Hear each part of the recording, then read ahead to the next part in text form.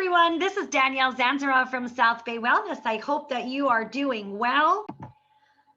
Okay, so the last time we talked a little bit about allergies and food sensitivities and trying to understand where they come from, what their mechanisms of actions are. And today we're going to dive into probably the funnest part, because we're going to talk about things that you can actually do to create some relief from allergies and food sensitivity so that you don't have to suffer all season long. So hang on to your seats. So I'm going to get ready here to share my screen. So just bear with me.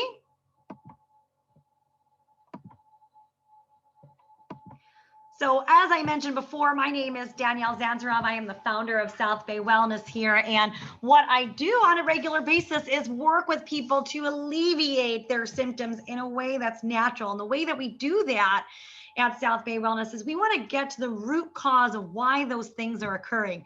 And that's what we're going to go through and we're going to talk about today. So let's click here to the next slide. So, last presentation, we talked a little bit about, what would it take in order to be able to jump up out of bed in the morning and have the energy and vitality? And a lot of times when we're dealing with allergies and inflammation, we don't always get to do that. And so my hope for you today is that you'll be able to take with you some of the things that are going to help alleviate those different symptoms. So last time we spoke, we did talk about what an allergy is, what food sensitivities are, their impacts on the body, and different ways that we can identify them, as well as different foods to be aware of and the components of how they impact us. So now let's dive right into strategies to help you with your allergies and your food sensitivities. Here we go. So number one, first and foremost, in our last segment, we talked about digestive health, we talked about the liver, and we're really going to focus in on those things today. You see, liver health is really key when it comes to allergies. We talked about how the liver gets congested, right? Creates the excess histamine, and then all of a sudden, when it's time, that excess histamine ends up getting released. The body can't deal with the oncoming slot of toxins that we're dealing with kind of day in and day out, whether it be from our environment, from pharmaceuticals that we're taking, from diets high in saturated fats or animal proteins, or just oils in general. So when we're looking at dealing with allergies, the first thing we really want to do is take care of the liver. So we want to look at detoxification. So you want to think about a couple things. Number one, taking in only fats from nature. So not olive oil, but olives, not avocado oil, but avocado. Okay, and focusing on just the plant-based fats and trying to eliminate as much animal protein. Okay, bringing in different herbs like dandelion, turmeric, milk thistle, or even cinnamon can be highly beneficial. And one of my favorite gentle detoxes for the liver and the gallbladder is castor oil packs. So you get some organic cotton flannel. Okay, you put on some organic castor oil on top of that. You apply that to the area with the heating pad, and you just hang out like that for a good 15 minutes. And that will gently begin to detoxify those areas. Castor oil packs are one of those tried and true, old time remedies for detoxification. The next piece is digestive health. So really focusing in on your digestive health. And, you should be moving your bowels 3 times a day, like soft serve ice cream. If you're not, then you really want to work to identify what's creating some of those issues. For some people, that might mean doing an elimination diet. For other people, that might mean, bringing in some changes to their diet, bringing in some probiotics, getting in some fermented foods. Okay. Raw local honey is fantastic before the allergy season begins, to start taking in some raw local honey, acclimate your body to the different pollens and stuff in the air. Apple cider vinegar is another one you can easily incorporate. Some people like to drink it. Other people, you can put it on your food and in your food and make use of it. I love the combination of nettle leaf, quercetin, and bromelain. There's a specific product I use called Allercaps in my practice because it's got those 3 things in it. And those things are very powerful as well. You can get bromelain, for example, from eating pineapple, another great one when you feel like you're all congested. Then, of course, there's the neti pot. Now, I have a love-hate relationship with the neti pot, okay? It works really well. It's not the most pleasant experience. So what a neti pot is, it looks like a little teapot, okay? And you tilt your nose, you put some water and salt in there, dilute salt water, and you pour the water into one nostril. It cleans out the nostril, comes out the other nostril, okay? That's the neti pot. One of my favorite homeopathic remedies is called histaminium. Okay, kind of sounds like histamine, right? So that's an excellent one to get your hands on. And of course, lavender and peppermint, those are excellent for breathing and inhaling, kind of opening up the passageways. Eucalyptus would be another one we could also add to that list. So those are some of the remedies that you can take on. But let's talk about the gut, since this is a really, really important piece. Healing the gut is key and critical, of course, to being able to work on food sensitivities and also allergies in general. As the body becomes overwhelmed, we continue to have more and more of a response. So the first thing we want to do is remove trigger foods. So like I said before, an elimination diet may be called for. Some of those big things: gluten, dairy, sugar, nuts, soy, shellfish.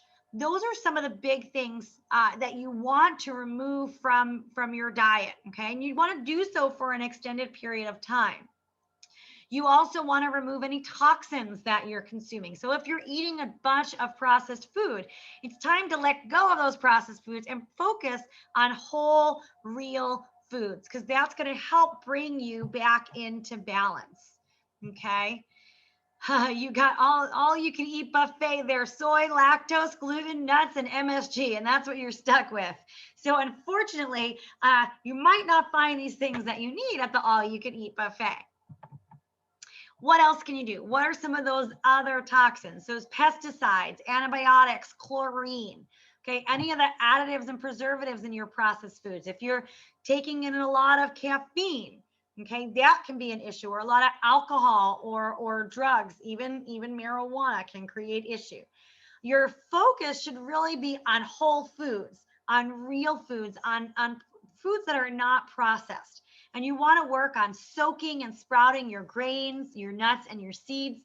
That soaking actually allows almost for the beginning of a germination process. So it, a lot of grains and nuts and seeds, they contain what we call anti-nutrients, things that could be upsetting to the gut, that could create some issue. And so when we soak them, it almost like releases the defenses of the nuts, grains, or seeds, right? Because what's their job? Their job is for the bird to eat them, fly to the other side of the forest, poop it out the other end, and regrow and germinate, okay? So by soaking them, we're getting rid of some of those defenses, so it has an easier time through the gastrointestinal system. Next thing to do is correct the dysbiosis. So dysbiosis, that's, an imbalance of what's going on in the digestive system. So how do we do that? So again, that soaking and sprouting process is important, but so is fermentation. So start bringing in some real live sauerkraut into your diet, okay? Or you can find water kefirs, like coconut water kefir, all great, have all of that good microbial activity. A lot of people ask about probiotics. Probiotics are fantastic. It's important that you have the right probiotics for the right things in a variety of different probiotics, because that's how you're actually going to repopulate the gut in the best possible way. And one of my favorite ways, of course, is eating food, right? What's more fun than eating? Sauerkraut is a fantastic addition. I like to throw it on top of my salad. So whatever works specifically for you. The next thing to really pay attention to is, do you have enough stomach acid? A lot of times, by the way, people get heartburn, and that heartburn could be the result of actually not having enough stomach acid. So then we take some Tums, and then we make the issue worse, because now we've depleted more of our own stomach acid. So a lot of times, after people have reached the age of 30, their digestive fire, comes down. So adding in things like betaine HCl, betaine hydrochloric acid, after we eat food is very helpful for making sure that we're digesting our food, right? Because it's the undigested food that really creates a problem. And along those same lines, making sure that we have digestive enzymes is another really important piece. In my practice, we look for things called interference fields. So, your body is one big energetic system. Let's say you broke your nose when you were a kid. Well, what happens is, it's right on line here with your digestive system. Nothing on that line can operate the way that it does. And so if you've been struggling with trying to get your digestive system in check and nothing is working, you want to take a look at, are there interference fields? Have I had some physical traumas to those areas on the center line of my body? Because that'll be important. And then, of course, the time old stress. I know this is one that we face day in and day out. And, a lot of times what it's really about is being able to manage our stress. So stress by itself is not bad. It's our relationship and our response to stress that creates issue. So you do want to be able to manage your stress. So find different outlets, focus on meditation, focus on breath work, focus on ways to calm your body down so that your gut can have a chance to relax. Okay. Before you eat, I have Danielle's ABCDs of mindful eating. I'll share with you what they are. So A is awareness and attention. So take a moment and bring awareness and attention to your food before you eat it. B is take deep breaths. Take a couple of deep breaths. So a lot of times, I don't know about you, but I mean, sometimes I'm even eating in the car. Not a good thing to do, right? Because we're totally not connected to what it is that we're eating and how we're eating. Taking a couple of deep breaths allows us to bring down our cortisol levels, become more present. And then C in the ABCDs is chew, chew, chew, chew, and chew until you think you cannot chew no more, then chew a little bit more. And then finally, D is delay. So delay before your next bite. So ABCDs, attention, breath, chew, and delay. All right, next one. Clean out the lymphatics. You've got to get your body moving. Listen, exercise doesn't have to be tough. It doesn't have to be unpleasant. You don't have to spend 2 hours at the gym. But what you do need to do is get your body moving. That is really super key and important in order for you to be able to get that lymphatic system out. And then, of course, like we said before, work on cleaning out the liver and the gallbladder, because that is key for your digestive health. It's key for your allergies. It's key for your overall health in general.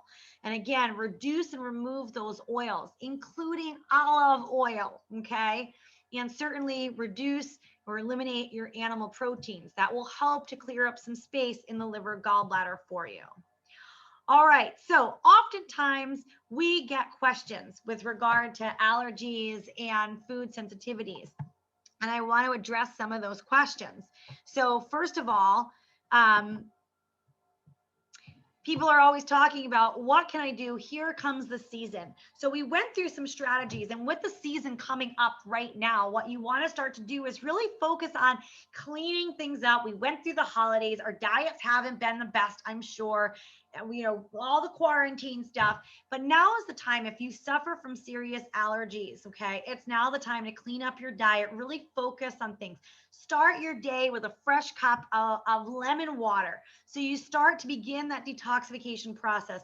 Increase your water in general. As the spring comes, start to bring in lots of fresh raw fruits and vegetables into your diet with an emphasis on the vegetables, okay? Now's the time to get started before allergy season really hits. It's also a good time to start with the raw local honey as well. So that's another piece that you can throw in as well to get you started for the season, okay?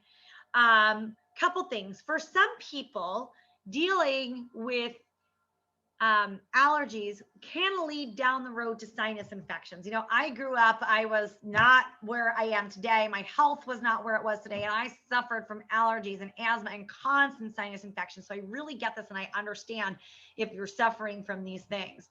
So the best thing to do, of course, is make sure that you're taking care of yourself, because oftentimes what can happen is that allergic response can lead to a sinus infection. I always like to have on hand colloidal silver, okay? And to take that, you can take that both underneath your tongue, as well as they make them for the nose, or if you feel like something's starting with your ears, you can start them for your ears. So colloidal silver is another good and excellent one to have around the house.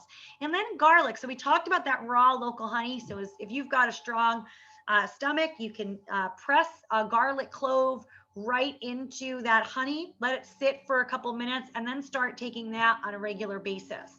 One of my favorite products in our office is called Alicidin. It is a garlic and is incredibly helpful for clearing up sinus infections quickly and easily without having to go down the whole antibiotic route.